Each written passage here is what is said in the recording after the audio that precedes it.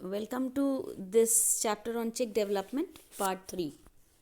पिछले चैप्टर में हमने गैस्ट्रुलेशन किया था और गैस्ट्रुलेशन के दौरान हमने ये पढ़ा था कि गैस्ट्रुलेशन वो प्रोसेस है जिसके द्वारा 3 जर्मिनल लेयर्स बनती हैं, मतलब एक्टोडर्म, एंडोडर्म और मीजोडर्म।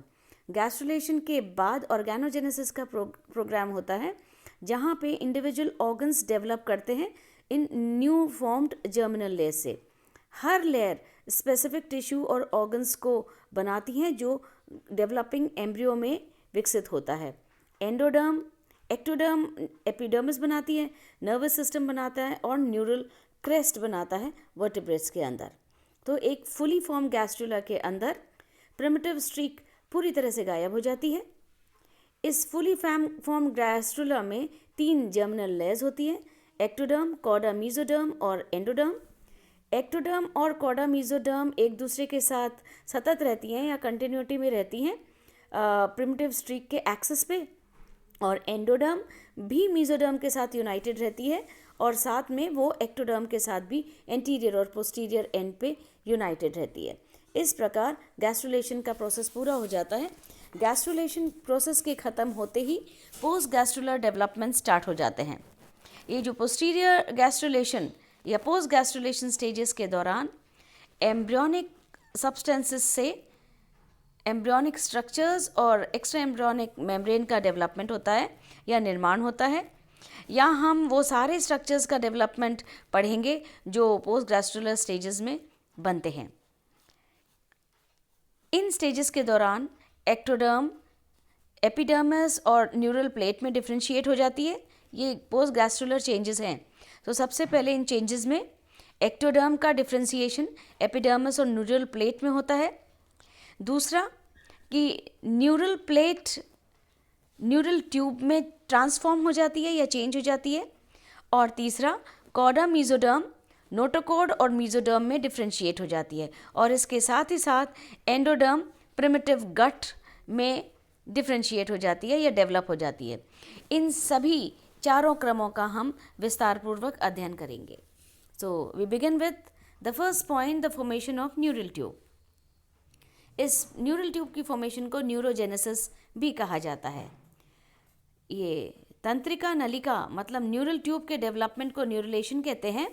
इस क्रिया में एम्ब्रियो के एंटीरियर पोस्टीरियर डायरेक्शन में एक्टिविटी होती है या डेवलपमेंट होता है। एम्ब्रियो का एंटीरियर पार्ट प्रिजम्पटिव न्यूरोएक्टोडर्म से नोटोकॉडल फ्लैप्स के डॉजल में न्यूरल प्लेट का निर्माण करता है। जैसे जैसे हेंसन्स नॉट पीछे की तरफ सरकती है वैसे वैसे न्यूरल प्लेट का डिफ्रेंशिएशन क्लियर होने लगता है। न्यूरल प्लेट के निर्माण के बाद न्यूरल प्लेट का मिड पार्ट अंदर की तरफ धंस जाता है और ये न्यूरल ग्रूव का निर्माण करता है और इसके उठे हुए किनारे न्यूरल फोल्ड कहलाते हैं। धीरे धीरे ये दोनों उठे हुए किनारे एक दूसरे के साथ ग्रोथ करके मिल जाते हैं और 5 सोमाइट या इसी दौरान इस स्टेज तक न्यूरल ट्यूब का निर्माण कर लेते हैं। सो ये फोल्ड्स मिल करके ग्रो करके न्यूरल ट्यूब का निर्माण करते हैं। कुछ समय तक डोर्सल साइड की तरफ ये जो न्यूरल ट्यूब है ये खुली रहती है और इस छेद को न्यूरल पोर कहते हैं। Next is the formation of notochord and mesoderm. Notochord के फॉर्मेशन को स्टडी करते वक्त हम देखते हैं कि जब न्यूरल प्लेट से न्यूरल ट्यूब का डेवलपमेंट हो रहा होता है तभी कॉडा मीजोडर्म भी एम्ब्रियोनिक टिश्यू से डिफ्रेंशिएट हो जाती है। इससे एंटीरियर प्रीकॉर्डल मीजोडर्म तो हेड की तरफ मीजोडर्म का लेयर बनाती है और नोटोकॉडल सेल्स अलग होकर के रॉड लाइक स्ट्रक्चर का निर्माण करती हैं जिसको नोटोकॉड कहते हैं। और इस डिफ्रेंशिएशन के साथ स्टार्ट हो जाता है मीजोजेनेसिस। पूरे एम्ब्रियो के एक्टोडर्म और मीजोडर्म के बीच पूरे एम्ब्रियो के एक्टो और एंडोडर्म के बीच मीजोडर्म प्रेजेंट होती है। ये मीजोडर्म ओरिजिनली ढीली ढीली मेसेनकाइमल सेल से बनी रहती हैं। नोटोकॉड के दोनों तरफ मीजोडर्म की लंबी धारियां पाई जाती हैं, मतलब mesoderm is found in the form of bands on either side of notochord. ये जो बैंड्स हैं ये 3 तरह की मेसोडर्मल स्ट्रक्चर बनाती हैं, एपीमियर, मेसोमियर और हाइपोमियर। ये जो एपीमियर है, सबसे पहले बात करते हैं पहली लेयर की। ये मोटी और ये सोमैटिक मेसोडर्म की लेयर जो एक्सियल सोमैटिक मेसोडर्म के आसपास बनाती है, ये मेसोडर्म में ही समायोजित हो जाती है। ये एम्ब्रियो के डेवलपमेंट के 20वें घंटे बाद नोटोकॉर्ड के दोनों तरफ 2 डार्क रिबन्स या बैंड्स के रूप में डिफ्रेंशिएट होती है। जैसे जैसे प्रिमिटिव नॉट पीछे की तरफ एक रिबन को विकसित करती है, वैसे वैसे पहले सोमाइट का डिफ्रेंशिएशन हो जाता है। पहले सोमाइट के डिफ्रेंशिएशन के बाद सोमाइट की दूसरी जोड़ी भी डिफ्रेंशिएट करती है। इस तरह सोमाइट का डिफ्रेंशिएशन स्टार्ट हो जाता है, मतलब मसल के पैचेस। 20 घंटे में, मतलब during the latter 20 hours of development, हर घंटे की दर से एक सोमाइट का जोड़ा विकसित होता है। दूसरी तरह की लेयर ये एक्सियल स्केलेटन के लेटरल तरफ मेसोडर्म जम जाता है या बैंड्स के रूप में पाई जाती है। ये पतली धारियों की बनती है और इसको हम मेसोमेयर कहते हैं।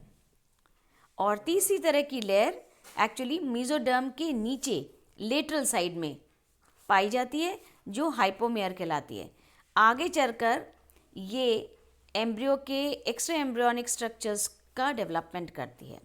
सो इस तरह से मेसोमेयर अलग अलग रूप में डिफ्रेंशिएट हो जाता है। एपीमियर या thick band, then mesomere lateral side जो पाई जाती है, और हाइपोमेयर जो नीचे की तरफ पाई जाती है। Next is the formation of primitive gut. Primitive gut, actually इसको आदि आंत्र भी कहते हैं। ये जो प्रिमिटिव गट है, इसका इनिशियल डेवलपमेंट आर्केंटेरॉन के रूप में स्टार्ट हो जाता है। इसकी डॉर्सल तरफ एंडोडर्मल सेल्स और बेस की तरफ योक सेल्स पाई जाती है।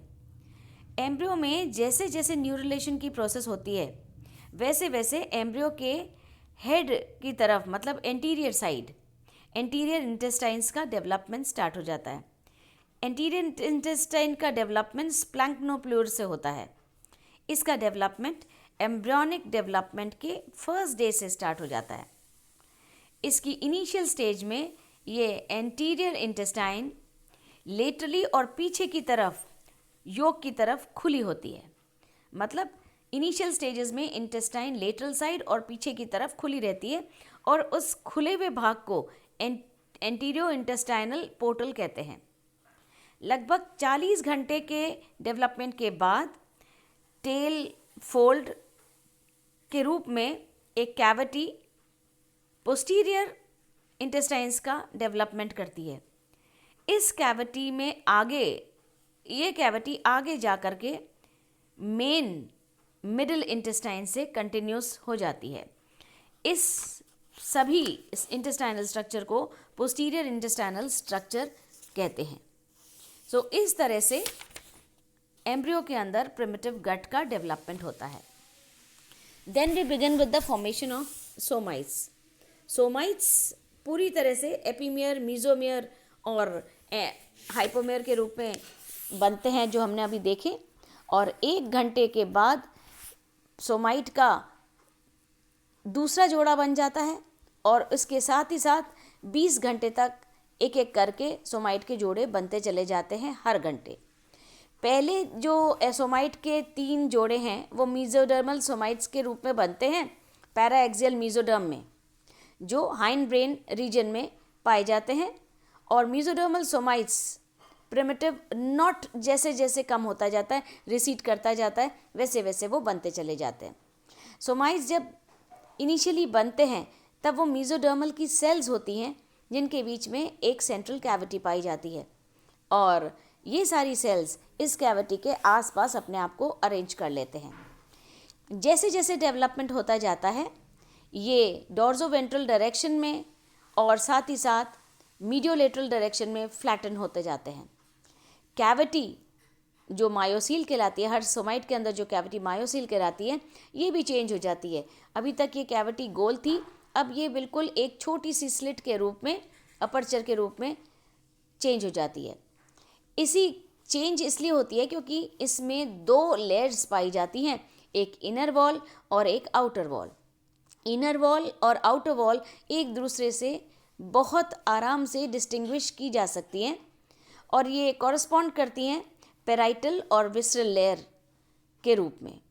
इनर वॉल में जो सोमाइट्स के जो इनर वॉल पाए जाते हैं वो बहुत ज़्यादा थिक होती है और स्केलेटल टिश्यू प्रोड्यूस करती है और साथ ही में वॉलंटरी स्ट्रिएटेड मसल्स भी प्रोड्यूस करती है बॉडी की। जो सोमाइट की बाहर की लेयर होती है वो थिन होती है और कनेक्टिव टिश्यू बनाती है स्किन का, इसीलिए इसको डर्माटोम कहा जाता है। इसके अलावा इनर वॉल का डॉर्सल पार्ट जो सोमैटिक मसल्स का सोर्स होता है वो मायोटोम कहलाता है, जबकि उसका लोअर एज स्क्लेरोटोम कहलाता है। यही रिस्पॉन्सिबल होता है स्केलेटोजिनस टिश्यू के लिए। ये स्क्लेरोटोम आगे जा कर के मीजेनकाइमल मास या मीजेनकाइमल सेल्स के रूप में टूट जाता है। ये सेल्स जो माइग्रेट करती हैं नोटोकॉर्ड और स्पाइनल कॉर्ड के आसपास की स्पेसेस को भरने के लिए, ये सभी इन ऑर्गन्स को पूरी तरह से एनवलप कर जाती हैं और लेटर ऑन ये कार्टिलेज में डिफ्रेंशिएट हो जाते हैं और इस तरह से धीरे धीरे यहाँ पे न्यूरल आर्चेस का डेवलपमेंट हो जाता है वर्टिब्री के ऊपर। न्यूरल आर्चेस के बनने के साथ साथ हीमल आर्चेस और रिब्स भी बन जाती हैं इसी प्रोसेस के आगे। जैसे जैसे ये प्रोसेस सोमाइट्स का डेवलपमेंट, गट का डेवलपमेंट कंप्लीट होता जाता है, साथ में फॉर्मेशन हो जाता है सीलम का।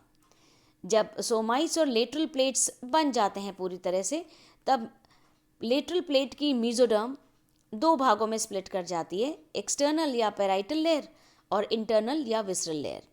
इन दोनों लेयर के बीच में जो कैविटी होती है इसको सीलम कहते हैं और इस तरह से क्योंकि सीलम स्प्लिट होने की वजह से निर्माण होती है, हम इस तरह की सीलम को शाइजोसीलिक भी कहते हैं।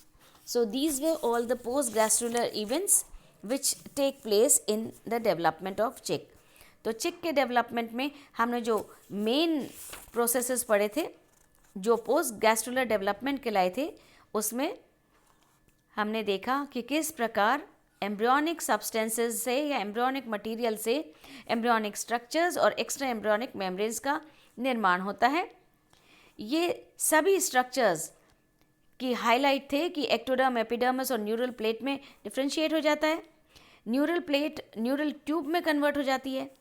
कॉर्डा मीजोडर्म नोटोकॉर्ड और मीजोडर्म में डिफ्रेंशिएट हो जाता है और एंडोडर्म प्रिमिटिव गट का डेवलपमेंट करती है।